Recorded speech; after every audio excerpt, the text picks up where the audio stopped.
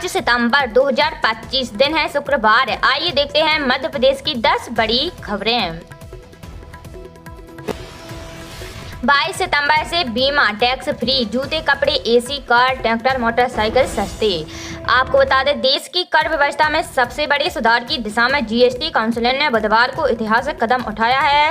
वित्त मंत्री निर्मला सीतारमण की अध्यक्षता में हुई 56वीं बैठक में मौजूदा 4 स्लैब को घटाकर केवल 2 स्लैब 5% और 18% करने पर सहमति बनी है। इसका सीधा असर आम उपभोक्ताओं की जेब और उद्योग जगत की मजबूती पर पड़ेगा। 2500 रुपए तक की कीमत वाले जूते और परिधान अब 5% जीएसटी में आएंगे। पहले यह छूट केवल 1000 रुपए तक की वस्तुओं पर थी। 12 और 28% के स्लैब खत्म होने से रोजमर्रा की वस्तुएं और घरेलू उपकरण 8 से 10% तक सस्ते हो सकते हैं। उदाहरण के लिए 43 इंच का स्मार्ट टीवी 3 से 4000 रुपए तक सस्ता हो सकता है। एमएसएमई और स्टार्टअप्स के लिए बड़ी राहत का ऐलान हुआ है। अब किसी नए कारोबार को सिर्फ 3 दिन में जीएसटी रजिस्ट्रेशन मिलेगा, जबकि पहले इसमें औसतन 30 दिन लगते थे। इससे कारोबार शुरू करना आसान होगा और ईज ऑफ डूइंग बिजनेस में भारत की रैंकिंग बेहतर होने की उम्मीद है। एमपी के 26 जिलों में भारी बारिश का अलर्ट। आपको बता दें, मानसून टर्फ और साइक्लोनिक सर्कुलेशन की वजह से मध्य प्रदेश में बारिश का स्ट्रॉन्ग सिस्टम एक्टिव है। इंदौर में बुधवार रात से हो रही बारिश गुरुवार को भी जारी है। यशवंत सागर डैम के 2 गेट खोलकर पानी छोड़ा जा रहा है। भोपाल में गुरुवार सुबह कहीं धीमी कहीं तेज बारिश हुई है। मौसम विभाग ने गुरुवार को 26 जिलों में अति भारी या भारी बारिश की संभावना बताई है। अगले 24 घंटे के दौरान झाबुआ, अलीराजपुर, बड़वानी, खरगोन, बुरहानपुर, खंडवा, हारदा, देवास और सीहोर में अति भारी बारिश होने का अलर्ट है। यहां अगले 24 घंटे में 8.5 इंच तक पानी गिर सकता है। धार पीएम मित्रा पार्क के लिए मिले 12,508 करोड़ के निवेश प्रस्ताव। आपको बता दें, धार में प्रस्तावित पीएम मित्रा पार्क के भूमि पूजन से पहले राज्य सरकार ने बुधवार को दिल्ली में टेक्सटाइल सेक्टर के उद्योगपतियों के साथ इंटरैक्टिव सेशन का आयोजन किया है। पीएम मित्रा पार्क में निवेश के अवसरों पर केंद्रित इस सेशन में 15 बड़ी कंपनियों ने राज्य सरकार को 12,508 करोड़ रुपए के निवेश प्रस्ताव दिए हैं। यदि यह निवेश सफल होता है तो प्रदेश में 18,000 नए रोजगार की संभावना बनेगी। दिल्ली के होटल आईटीसी मौर्या में हुए इस इंटरैक्टिव सेशन में उद्योगपतियों को संबोधित करते हुए मुख्यमंत्री मोहन यादव ने कहा कि उम्मीदों और अवसरों का विराट हमारे सामने है। अपने सुनहरे भविष्य के निर्माण के लिए निवेश का एक स्वर्णिम अवसर हमारे पास है, इसलिए बेहिचक मध्य प्रदेश में पूंजी लगाएं। सीएम ने निवेशकों को आश्वस्त किया है कि मध्य प्रदेश में अपने कारोबार को आगे बढ़ाने वालों के व्यापार व्यवसाय की सफलता की गारंटी राज्य सरकार की है। सोशल मीडिया पर भड़काऊ पोस्ट और कमेंट करने पर लगाया बैन। आपको बता दें, पुलिस आयुक्त हरिनारायण चारी मिश्रा ने बुधवार को सोशल मीडिया पर आपत्तिजनक पोस्ट और उसके कमेंट्स से सांप्रदायिक भावनाओं को ठोस पहुंचाने की आशंका को देखते हुए प्रतिबंधात्मक आदेश भोपाल नगरीय पुलिस की सीमा में लागू कर दिए गए हैं। ये आदेश भारतीय नागरिक सुरक्षा संहिता 2023 की धारा 163 के तहत मंगलवार को जारी कर तत्काल प्रभाव से लागू कर दिया गया है। आदेश के मुताबिक सोशल मीडिया प्लेटफॉर्म जैसे Facebook, x, Instagram, WhatsApp, Telegram समेत अन्य माध्यमों के जरिए धार्मिक, सामाजिक या जातिगत भावनाओं को भड़काने वाले मैसेज, फोटो, वीडियो और ऑडियो को पोस्ट करने पर प्रतिबंध लगाया गया है। इसके अलावा इस तरह की पोस्ट पर कमेंट, लाइक, शेयर या फॉरवर्ड करने वालों के खिलाफ भी कार्रवाई होगी। आदेश में ये साफ किया गया है कि ग्रुप एडमिन की जिम्मेदारी होगी कि वह अपने ग्रुप में ऐसे मैसेज को रोके। आदेश 2 मई की अवधि के लिए लागू किया गया है। पंजाब हरियाणा में बाढ़, 48 की मौत। दिल्ली में यमुना का पानी सड़कों पर फ्लाईओवर धंसा।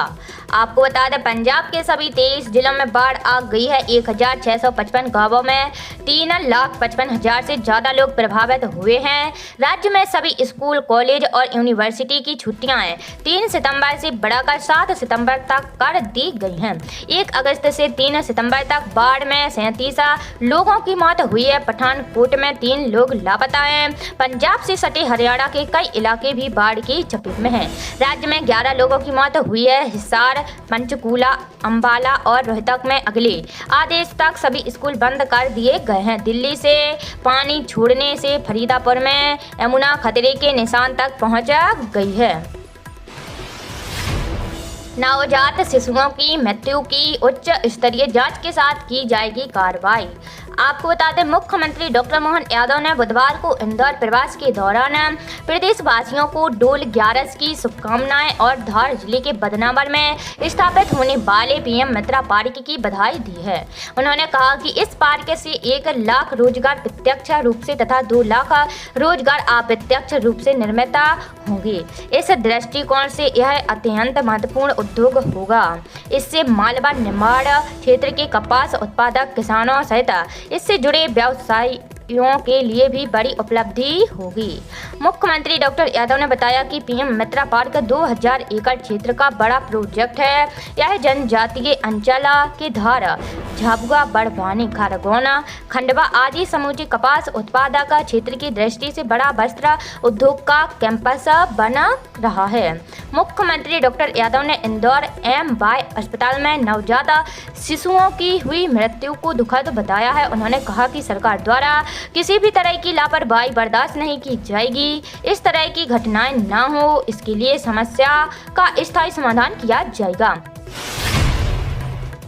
अबकारी आरक्षक भर्ती परीक्षा 9 सितंबर से। आपको बता दें मध्य प्रदेश कर्मचारी चयन मंडल ने अबकारी आरक्षक भर्ती परीक्षा 2024 की नई तिथि घोषित कर दी है। पहले यह परीक्षा 5 जुलाई 2025 को प्रस्तावित थी। अब इसका आयोजन 9 सितंबर 2025 से होगा।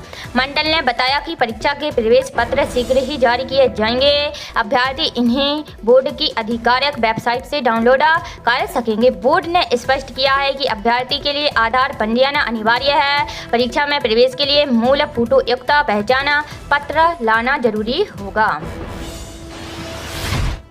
मुख्यमंत्री डॉक्टर यादव ने केंद्रीय मंत्री सिंधिया से मुलाकात कर भेंट की वैदिक घड़ी।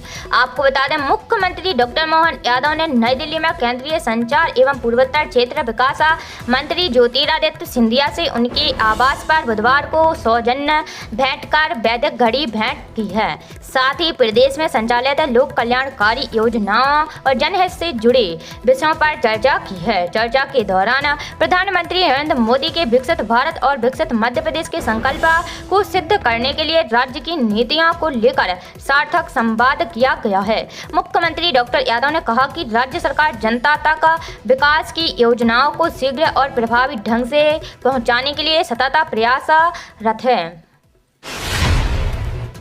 स्मार्ट मीटर उपभोक्ताओं को दिन के टैरिफ में 20% की छूट। आपको बता दें मध्य क्षेत्र विद्युत वितरण कंपनी द्वारा स्मार्ट मीटर उपभोक्ताओं को दिन के टैरिफ में 20% की छूट प्रदान की जा रही है। स्मार्ट मीटर उपभोक्ताओं के लिए यह सभी छूट अथवा प्रोत्साहन की गणना सरकारी सब्सिडी को छोड़कर की जा रही है। मध्य क्षेत्र विद्युत वितरण कंपनी द्वारा स्मार्ट मीटरिंग पहल के अंतर्गत माह अगस्त 2025 में कुल 2,41,592 उपभोक्ताओं को उनके मासिक विद्युत बिल में टाइम ऑफ छूट का लाभ दिया गया है, जिसकी कुल राशि 3,30,00,000 रुपए है। स्मार्ट मीटर उपभोक्ताओं को उनकी खपत के आधार पर ये छूट दी गई है।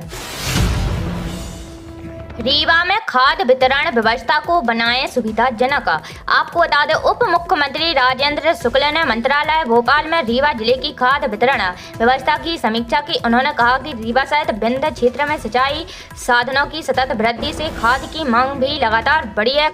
कई जागरूक कृषक वर्ष में 3 फसलें ले रहे हैं। ऐसे में आवश्यक है कि किसानों को सही समय पर पर्याप्त खाद उपलब्ध हो। उप मुख्यमंत्री शुक्ला ने खाद की स्टॉक और वितरण व्यवस्था को सुव्यवस्थित करने के निर्देश दिए हैं। उन्होंने कहा कि टोकन व्यवस्था वितरण सुचारू रहे और किसानों की सुविधा के लिए अन्य आवश्यक व्यवस्थाएं भी सुनिश्चित की जाएं। बैठक में जानकारी दी गई है कि 3 दिवस के अंदर रीवा में 2 फुल और 1 हाफ रैक यूरिया पहुंचेगी।